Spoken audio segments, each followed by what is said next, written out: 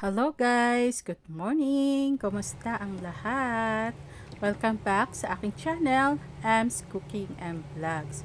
Ayan, tayo ay mag-isaw ng ating chicken pero hindi tayo gagamit ng uling, kundi dito sa ating kawali.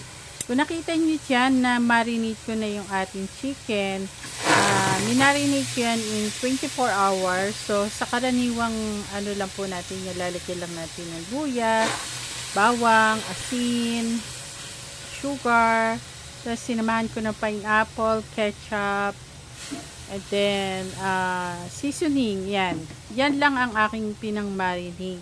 Kung may tanglad, mas maganda. I-overnight po natin ang ating chicken. Sigurado napakasarap nito pagka ating natikman. For sure magugustuhan nyo ang recipe na ito. Promise, masarap siya. So, ang ginawa ko dyan, papakuluan natin yung ating chicken marinated sa mismo pinagbabaran. And then, i-reduce lang natin yung pinagbabaran hanggang sa lumambot yung ating manok. Ayan. Dapat low heat lang para hindi mabigla yung chicken at maluto ng maayos hanggang loob or doon sa laman mismo. Yan. Tender and juicy at promise, ang sarap po nito.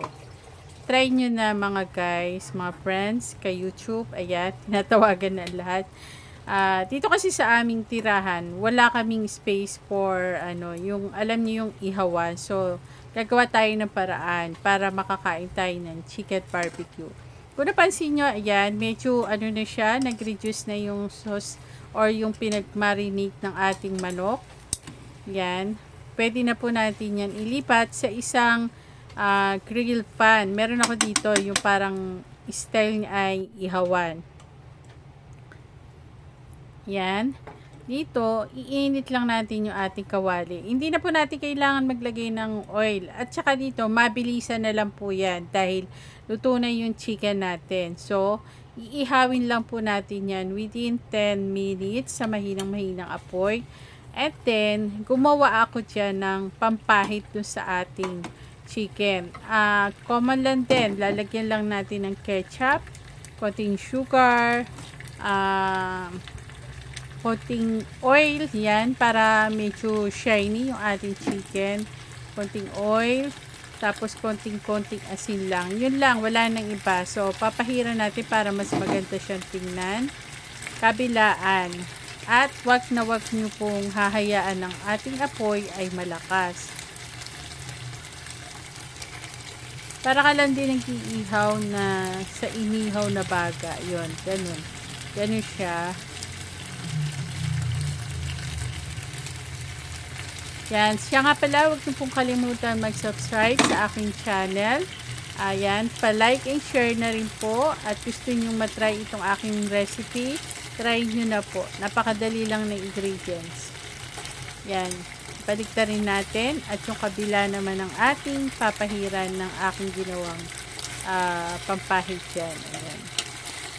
Tapos yung pinagpaparan kanina, nakita nyo, medyo sticky na siya. Pwede nyo siyang lagyan ng konting tubig at timplahan nyo pa.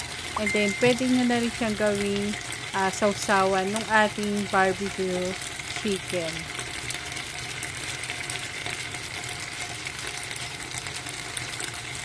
Ganyan lang guys. Pag wala kayong space na pwedeng pag-ihawan or nasa mga building kayo nakatira, ganito lang ang gawin nyo. Ang sarap.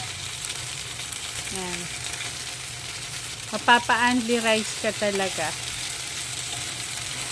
Yan. Then, yung kabila, atin na rin pong lalagyan niya ng konting ulit. Yan. Luto na yan guys, kaya walang problema. Hindi yan hilaw. Madali na lang po yan. After nyan, ayan, pwede na po natin kainin yan. At samahan nyo na rin ng suka kung gusto nyo. At yung pinagtuyuan nitong ating chicken marinated na nakita nyo kanina, pwede nyo pong sausawan. Ayan. Thank you guys for watching. Ingat po ang lahat. God bless.